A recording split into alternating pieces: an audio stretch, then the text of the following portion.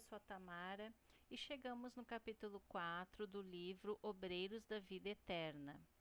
Capítulo A Casa Transitória.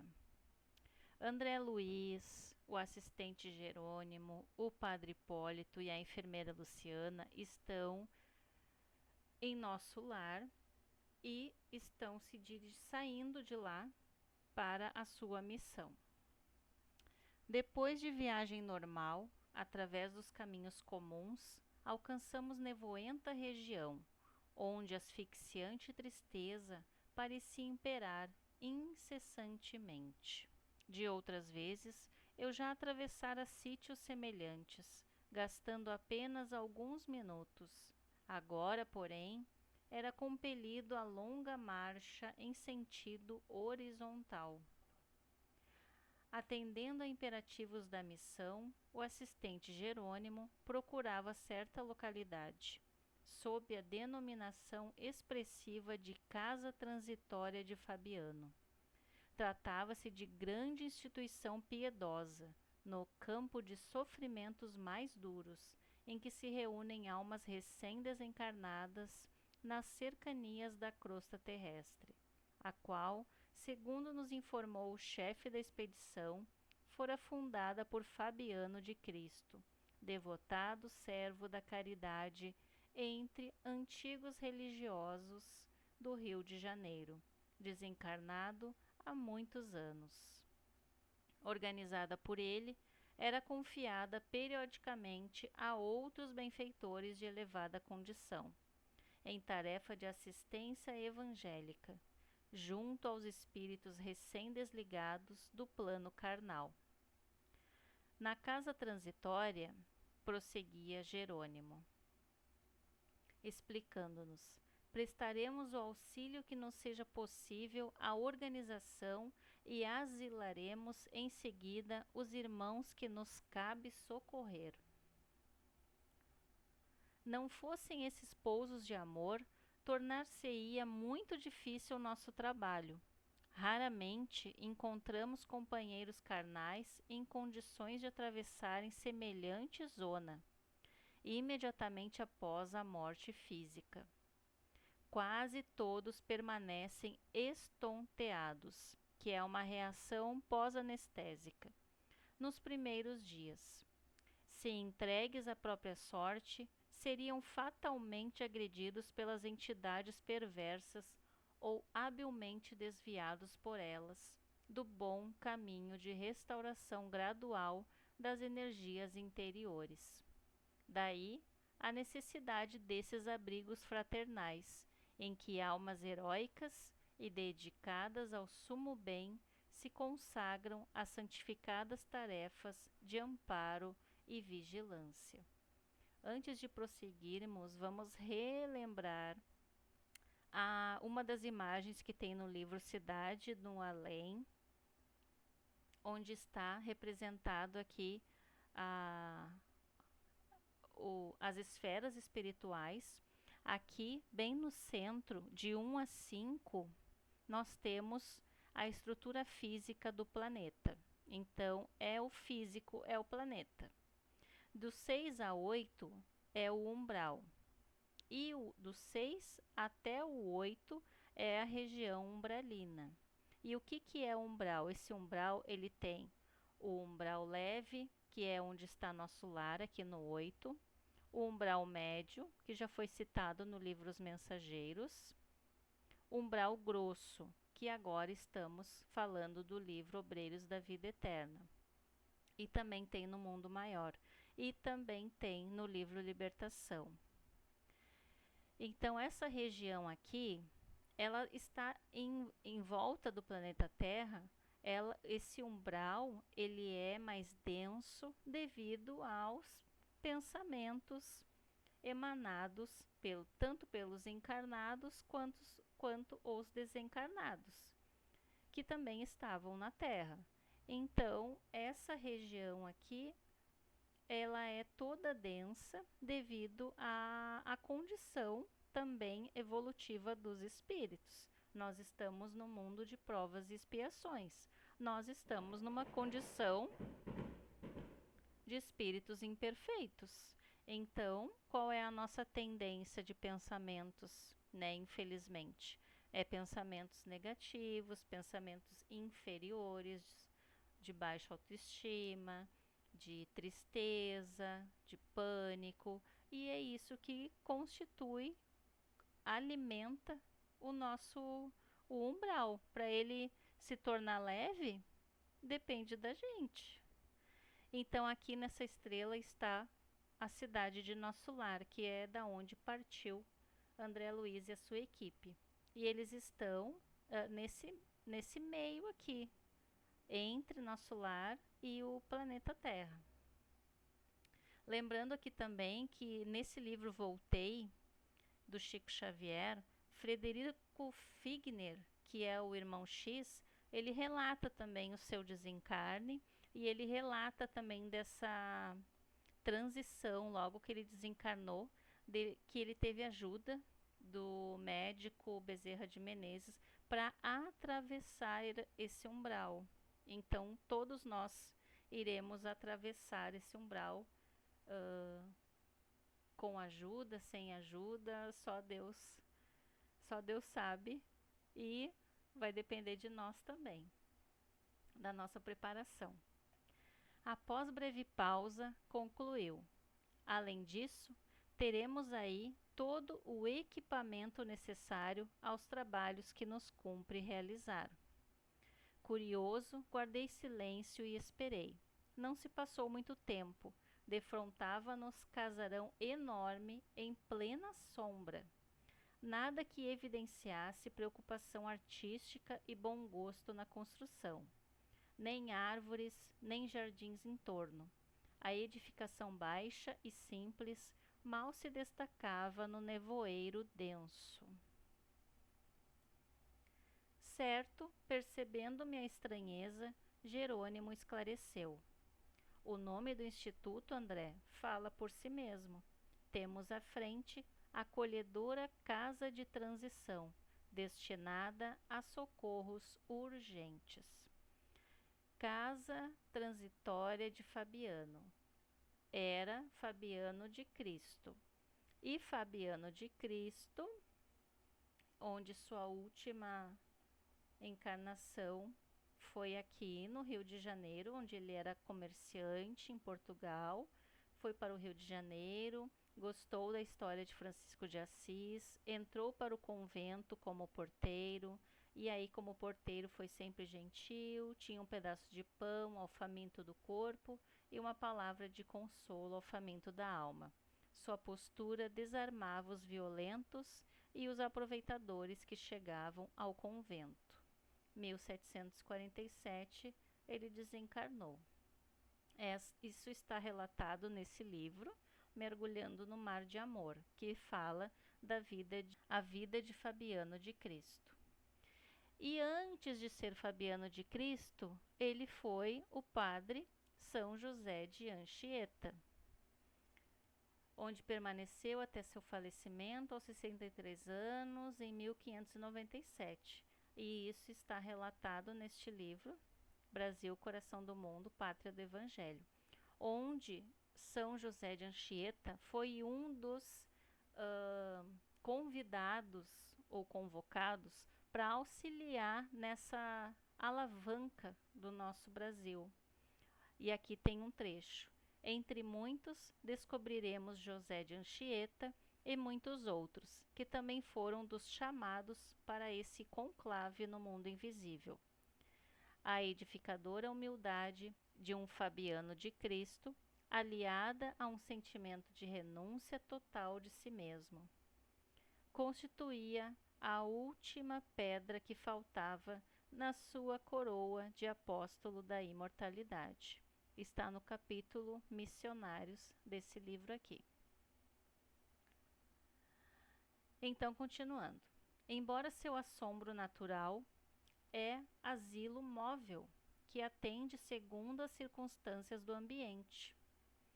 Sofre permanente cerco de espíritos desesperados e sofredores, condenados pela própria consciência, à revolta e à dor.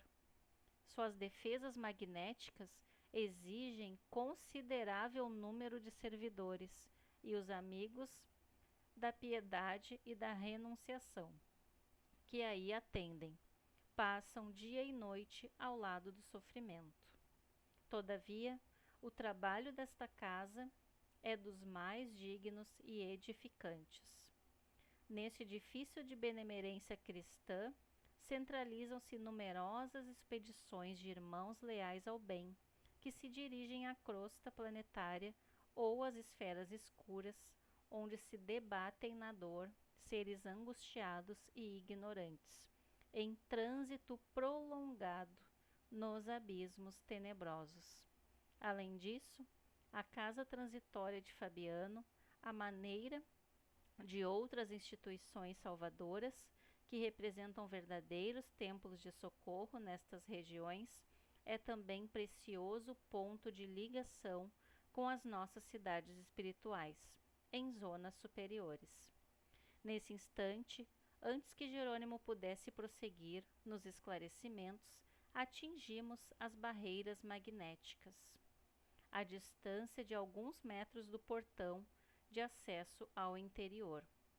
Atendidos por trabalhadores vigilantes, que sem hesitação nos ofereceram passagem, acionamos pequeno aparelho que nos ligou de pronto ao porteiro prestativo. Aqui nós temos uma mensagem consoladora do livro, onde diz que existem inúmeras equipes socorristas tanto desses asilos, dessas instituições que ficam no plano astral, né, no umbral, que vão justamente de encontro socorrer esses recentes encarnados que estão nessa região, anestesiados ou perdidos, pedindo socorro. Então temos sempre socorro, pessoal, sempre temos socorro. O importante é a gente saber pedir, sempre estar em alerta, de prontidão. Estou com alguma dúvida? Estou perdido? Estou angustiado? Faz uma prece. E isso pode ajudar eles a nos localizar e nos auxiliar. Continuando. Não decorreram muitos minutos e achamo-nos diante de figura respeitável. Não supunha que a instituição estivesse administrada por mãos sensíveis de mulher. A irmã Zenóbia, aparentando idade madura e aureolada de cabelos negros, proporcionava-nos informações vivas de sua energia e admirável capacidade de trabalho, através dos olhos transbordantes de luz. Saudou-nos cortês, sem despender muitas palavras, passando imediatamente ao assunto que a nossa presença sugeria. Fui avisada ontem, disse bondosa, de que a missão chegaria hoje e rejubilamos com isso. Ao seu dispor, explicou-se Jerônimo com gentileza. Este abrigo de amor e paz cooperará conosco, asilando-nos alguns tutelados convalescentes, e por nossa vez desejamos ser úteis à casa de algum modo. Zenóbia envolveu-nos num sorriso de simpatia acolhedora e, após rápidos minutos de silêncio, considerou: aceitamos o concurso. Reconheço a presença de um grupo harmonioso e desde a semana finda aguardava ensejo, não só para beneficiar a coletividade sofredora de abismo próximo, senão também a fim de socorrer certo irmão nosso muito infeliz. Trata-se de pessoa que me foi particularmente querida e que apenas agora foi encontrada em remota região de seres decaídos. Vencendo obstáculos, trouxemo-la para a vizinhança da casa. Porém, o perigoso estado em que se encontra não nos autoriza a fornecer-lhe abrigo, e sim proteção indireta. Já estabelecemos medidas em favor da remoção desse infortunado amigo para a zona da crosta, onde será brevemente internado em reencarnação expiatória, com auxílio divino. Entretanto, precisarei pessoalmente da colaboração fraternal dos companheiros em benefício do transviado. Sem dúvida, atalhou Jerônimo, desvanecido. Teremos prazer. Designando a devotada enfermeira que nos acompanhava, acrescentou: em nossa companhia permanece a irmã Luciana, que nos pode ser extremamente útil nesse caso particular, em virtude das suas adiantadas faculdades de clarividência. A diretora da casa transitória fixou o olhar sereno em nossa colaboradora, sorriu amável e prosseguiu: bem lembrado. Alguns irmãos, qual ocorre a esse a que me refiro, descem a tamanho embrutecimento moral que somente conseguem ouvir-nos a voz de modo imperfeito, e não lhe sendo possível identificar-nos pela visão, em face dos impedimentos vibratórios criados por eles mesmos, duvidam de nossa amizade e de nossos propósitos elevados de cooperação. No fato presente, o concurso de Luciana ser-me-á precioso. Não podia disfarçar o meu constrangimento ante aquele pormenor da conversação. Por que motivo a irmã Zenóbia, orientando instituição como aquela, necessitaria de nossa colaboração mormente no capítulo da clarividência mencionada? Porventura não poderia também esquadrinhar os problemas de almas sofredoras e decaídas? Incapaz de sopitar a interrogação, observei admirado. Oh, quer dizer que os benfeitores daqui não podem ver quanto desejam? Foi o assistente Jerônimo quem veio ao meu encontro. Antes de tudo, André, falou compassivo, faz-se necessário considerar que a irmã Zenóbia, não obstante a sua extensa visão espiritual, terá razões íntimas para invocar a providência. Quanto ao mais, não devemos esquecer os imperativos da especialização. Ou seja, a especialização, cada um ali do grupo do André Luiz tem uma especialização, embora todos sejam espíritos imortais. Todos estão na região ali de trabalho, todos estão na mesma situação de socorro. Mas cada um tem ali a sua especialização. Então, vamos usar a especialização disponível de Luciana, que é a clarividência. A resposta tiver efeito de ducha gelada. Arrependera-me de haver formulado a interrogação indiscreta.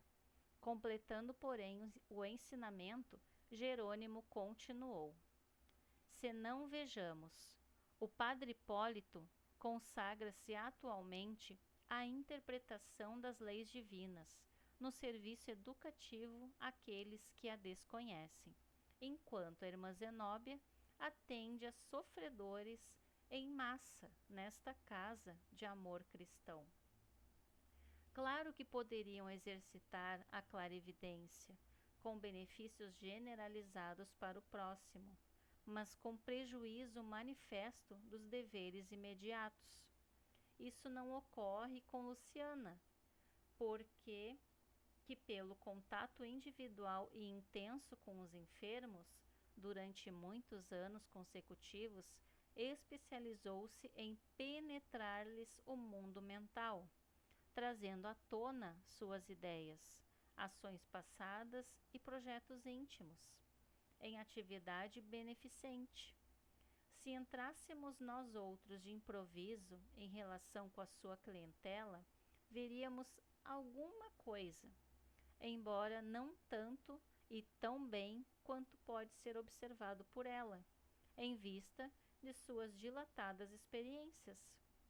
A seu turno, Luciana poderia de imediato interpretar os ensinamentos divinos e orientar esta casa, de algum modo, mas não tanto e tão bem quanto o padre Hipólito e a irmã Zenóbia, considerando-lhes os vastos conhecimentos nesse sentido. Todas as aquisições espirituais exigem perseverança no estudo, na observação e no serviço aplicado, e devemos considerar que isso não informa a necessidade de aprender sempre. O músico exímio poderá ser aprendiz incipiente da química, destacando-se mais tarde nesse campo específico, como se verifica na arte dos sons. Não alcançará, todavia, a realização sem gastar tempo, esforço e boa vontade. Aliás, o próprio mestre assegurou que o homem encontrará aquilo que procurar.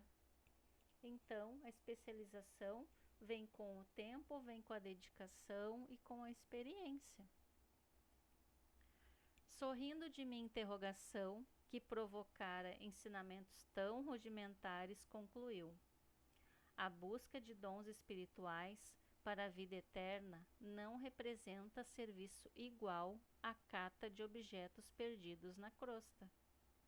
Interveio a irmã Zenóbia, acrescentando fraternalmente: sim, não podemos edificar todas as qualidades nobres de uma só vez. Cada trabalhador fiel ao seu dever possui valor específico, incontestável. A obra divina é infinita.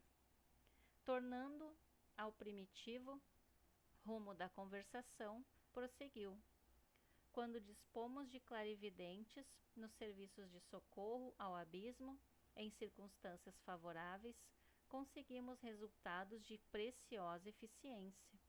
Os servidores dessa natureza, porém, são poucos, em vista da multiplicidade das tarefas, e raros se dispõem a servir nas paisagens escuras da angústia infernal. Luciana, chamada nominalmente à palestra, esclareceu que teria satisfação em cooperar e contou-nos que buscara desenvolver as faculdades de que era portadora, a fim de socorrer, noutro tempo, o espírito de seu pai, desencarnado numa guerra civil. Tivera ele preponderância no movimento de insurreição pública e permanecia nas esferas inferiores, alucinado pelas paixões políticas.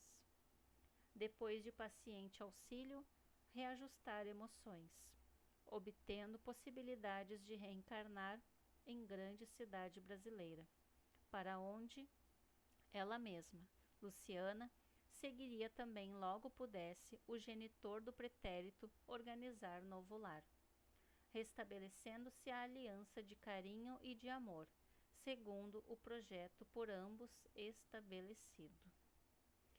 Então aqui a gente pode parar um pouquinho e refletir o que nós estamos edificando nesta existência. Na questão ali, tanto na questão cognitiva, como foi falado da especialização, ou na questão de sentimentos mesmo. E o que temos, o que percebemos que já temos edificado em nós. Temos alegria, desapego, paciência, humildade, compaixão, coragem, compreensão, perdão, amor, respeito, aceitação. O que falta edificar?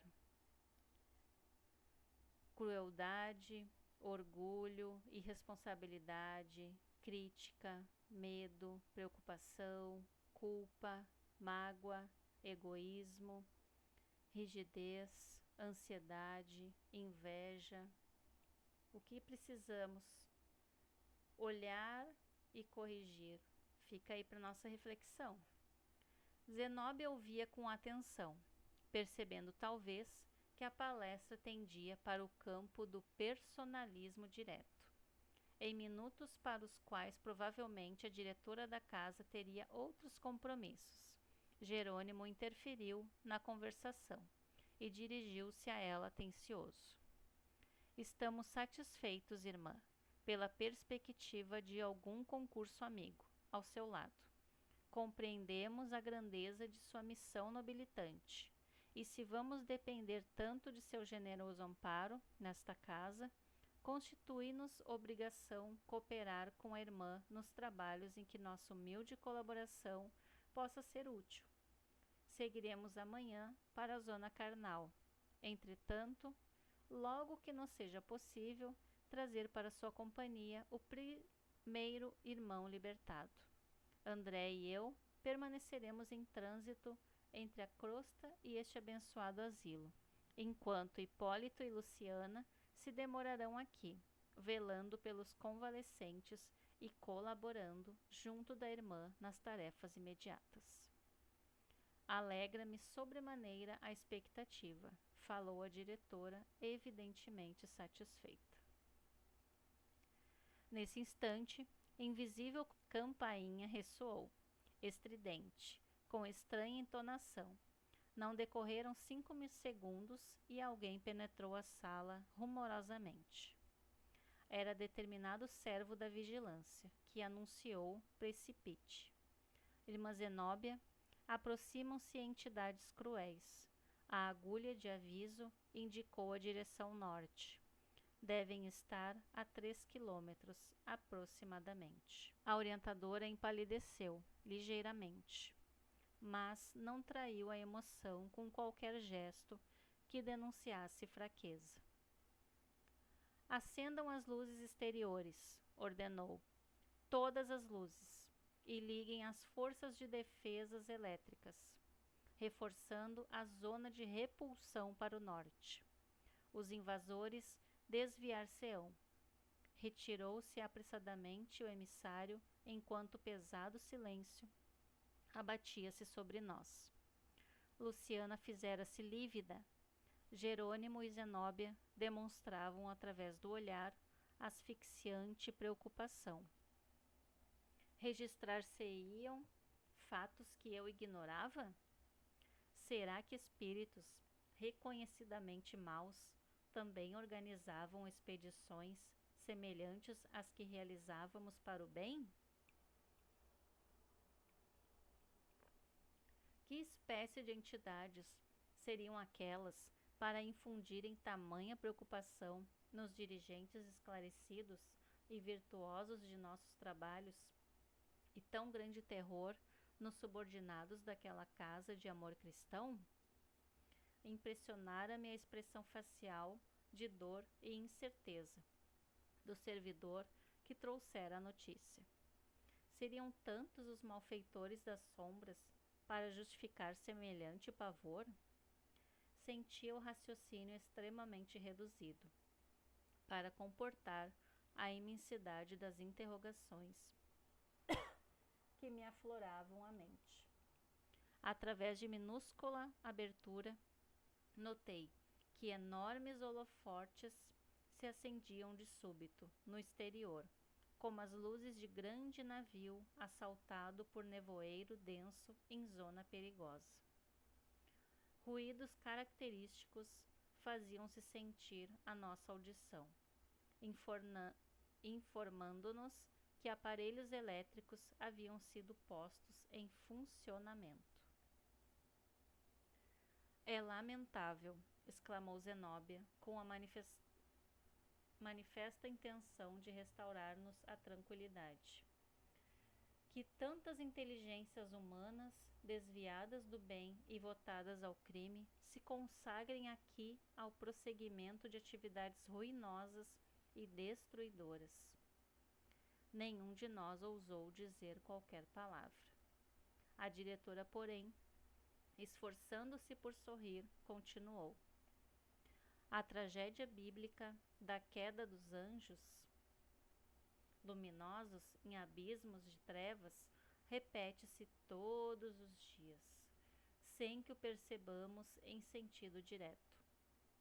Quantos gênios da filosofia e da ciência dedicados à opressão e à tirania! Quantas almas de profundo valor intelectual se precipitam no despenhadeiro de forças cegas e fatais, lançados ao precipício pelo desvio voluntário. Esses infelizes raramente se penitenciam e tentam recuo benéfico. na maioria das vezes, dentro da terrível insatisfação do egoísmo e da vaidade, insurgem-se contra o próprio Criador, aviltando-se na guerra prolongada às suas divinas obras. Agrupam-se em sombras devastadoras, legiões, operando movimentos perturbadores que desafiam a mais astuta imaginação humana e confirmam as velhas descrições mitológicas do inferno. Observando-me possivelmente a angústia íntima, em face de suas considerações, irmã Zenobia acrescentou: chegará, porém, o dia da transformação dos gênios perversos, desencarnados, em espíritos lucificados pelo bem divino. Todo mal, ainda que perdure milênios, é transitório. Achamo-nos apenas em luta pela vitória imortal de Deus, contra a inferioridade do eu em nossas vidas. Toda expressão de ignorância é fictícia. Somente a sabedoria é eterna. Por minha vez, gostaria de formular várias indagações, porém a expectativa fizera-se mais pesada. Alguns séculos, prosseguiu a diretora, de reencarnações terrestres constitui tempo escasso para reeducar inteligências pervertidas no crime. É por isso que os trabalhos retificadores continuam vivos, além da morte do corpo físico, obrigando os servos da verdade e do bem a suportar os irmãos menos felizes, até que se arrependam e se convertam. Indefiníveis ruídos alcançaram-nos o ouvido, e Zenóbia, pálida, calou-se igualmente. Em poucos segundos, tornaram-se mais nítidos. Eram gritos aterradores, como se a curta distância devêssemos afrontar hordas de enraivecidos animais ferozes. Entre nós, Luciana parecia a mais atemorizada. Torcia nervosamente as mãos, até não lhe sendo possível suportar por mais tempo a inquietação. Dirigiu-se à diretora da casa, suplicando: Irmã, não será conveniente endereçarmos fervorosa rogativa a Deus? Conheço os monstros. Tentaram muita vez arrebatar meu pai do sítio a que se recolhera. Zenóbia sorriu com benevolência e respondeu: já fiz meus atos devocionais de hoje, preparando-me para as ações eventuais do trabalho no decurso do dia. Aliás, minha amiga, nossa ansiosa expectativa em si mesma vale por súplica ardente. Decidamos, pois, qualquer problema a sobrevir, com resolução e confiança em nosso Pai e em nós próprios.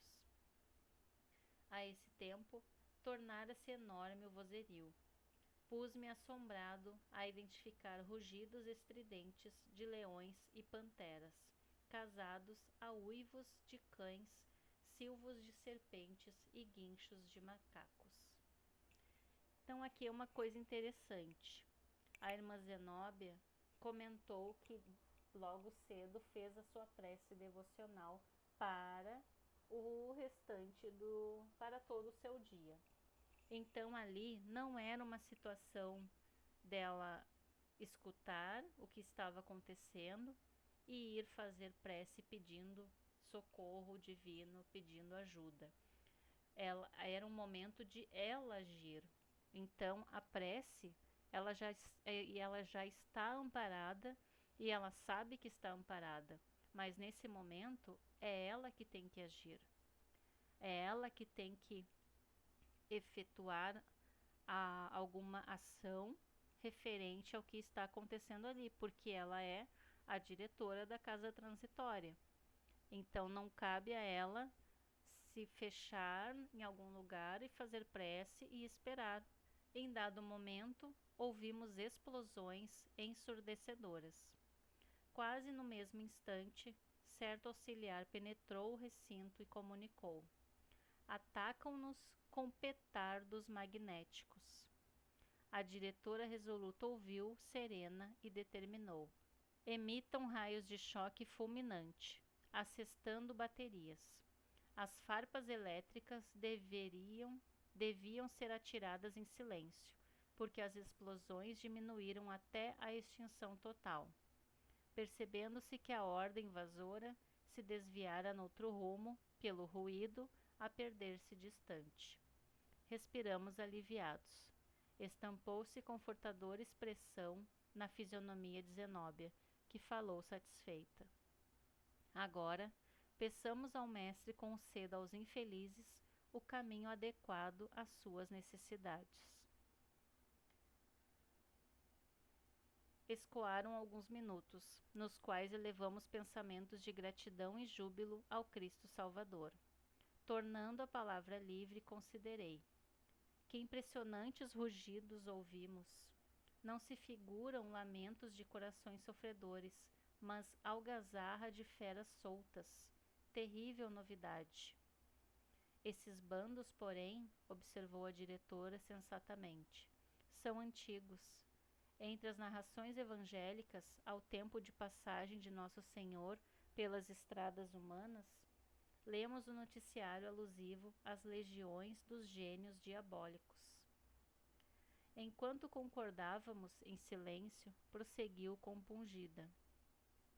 Enraizam-se os pobrezinhos tão intensamente nas ideias e propósitos do mal e criam tantas máscaras animalescas para si mesmo, em virtude da revolta e da desesperação a lhes consumirem a alma, que adquirem de fato a semelhança de horrendos monstros entre a humanidade e a irracionalidade. Antes que pudesse continuar nas observações tristes, penetrou um assessor no salão e dirigiu-se à orientadora do instituto. Irmã Zenóbia, ambos os desequilibrados que deram entrada anteontem romperam as celas e tentam fugir. A orientadora talhou a notificação, expedindo ordem. Prendam-nos imediatamente, com a colaboração dos vigilantes. Temos responsabilidade. A expedição que nos confiou regressará amanhã, nas primeiras horas. Encontrava-se o cooperador junto à porta de saída, quando o outro auxiliar apareceu atento. Irmã, disse respeitoso, as notas da crosta chegaram agora. O chefe da missão Figueira, em atividade desde a semana finda, pede sejam preparadas acomodações para 3 recém-desencarnados depois de amanhã. Tomarei providências, informou a diretora sem se alterar. Íamos reiniciar a palestra, mas aproximou-se uma jovem serviçal, fazendo também sua participação. Irmã Zenóbia, a turma de vigilância, que descansou há 3 dias, voltou a postos. Mande-a retomar os lugares, recomendou ela, e que os irmãos exaustos repousem convenientemente. Olhem quantas providências a irmã Zenóbia precisa tomar ali como diretora da casa transitória. Afastou-se a ativa emissária e quando eu pretendia por minha vez comentar a movimentação de trabalho da casa, outro colaborador assomou à porta e avisou. Irmã, a expedição Fabrino pede auxílio da crosta para os serviços das reencarnações expiatórias, de que se encontra encarregada. A mensagem assinala serviço urgente para a noite próxima. Que devo responder? A orientadora refletiu um pouco e ordenou. Transmita o comunicado aos irmãos Gotuso e Hermes. Estarão talvez disponíveis. Mais tarde, expediremos resposta. Pretendíamos retomar a instrutiva conversação, mas, em se fazendo novo silêncio, outro ajudante, de fisionomia visivelmente alterada, surgiu à porta para informar. Irmã Zenóbia, a nota do dia, vinda do plano superior, manda comunicar-lhe que os desintegradores etéricos passarão por aqui amanhã. Oh, o fogo! Replicou a diretora, patenteando agora inexcedível emoção. Bem o suspeitei, ponderou, acrescentando. O nosso ambiente está conturbado. A passagem dos monstros é sinal de que a limpeza será urgente. e, fixando os olhos penetrantes do colaborador, prosseguiu: solicitemos a cooperação das congêneres mais próximas. Precisamos apelar para o Oratório de Anatilde e para a Fundação Cristo. Tente a ligação. Irei eu mesma fazer o pedido. E aqui na questão da reencarnação expiatória, só para retomar que a expiação ela é uma pena imposta a um malfeitor que comete um crime. Está no livro O Consolador. A união do espírito a determinado corpo pode ser imposta por Deus do mesmo modo que as diferentes provas, mormente quando ainda o espírito não está apto a proceder a uma escolha com conhecimento de causa. Aí são casos em que a pessoa ainda não tenha consciência dos seus atos, uma consciência de culpa, de querer, de arrependimento, de querer escolher uma prova para se melhorar. O espírito ainda não tem essa condição, não tem esse pensamento de que está fazendo algo errado. Ele faz porque acha aquilo natural. E devido a isso, para esses espíritos,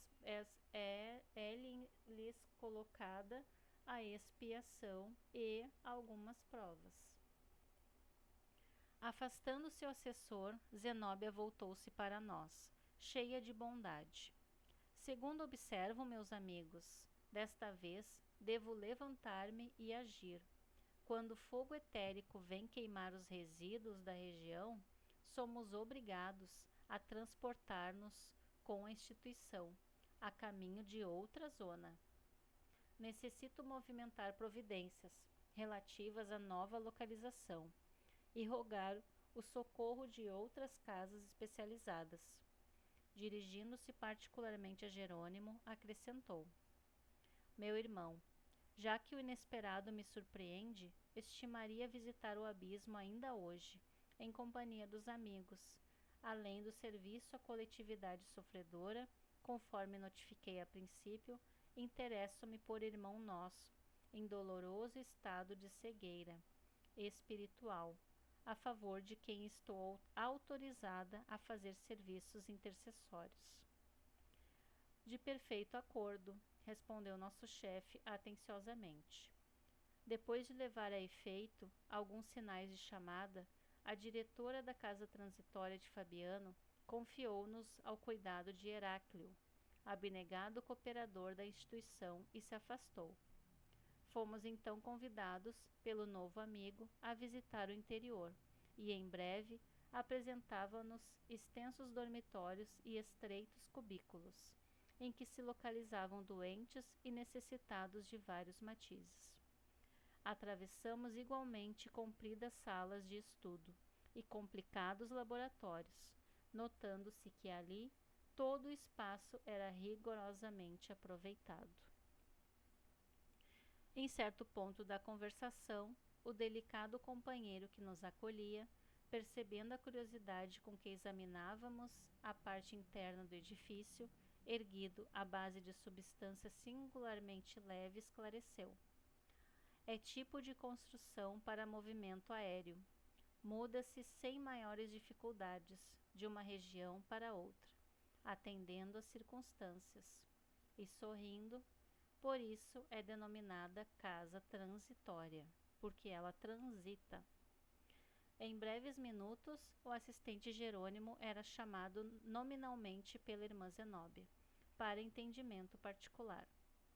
Hipólito e Luciana solicitaram ingresso na sala consagrada, onde, conforme explicações de Heráclio, administradores, auxiliares e asilados daquele pouso de amor se reuniam habitualmente para os serviços divinos da prece. Interessado por minha vez nos trabalhos médicos do Instituto, indaguei quanto à possibilidade de encontrar algum colega que me fornecesse novos elementos educativos. Expondo ao prestativo assessor meus desejos, respondeu-me sem hesitar: já sei o que pretende. No momento, temos em casa o irmão Gotuso, cujas informações talvez lhes satisfaçam a curiosidade. E aqui termina este capítulo. Um abraço e fiquem com Deus.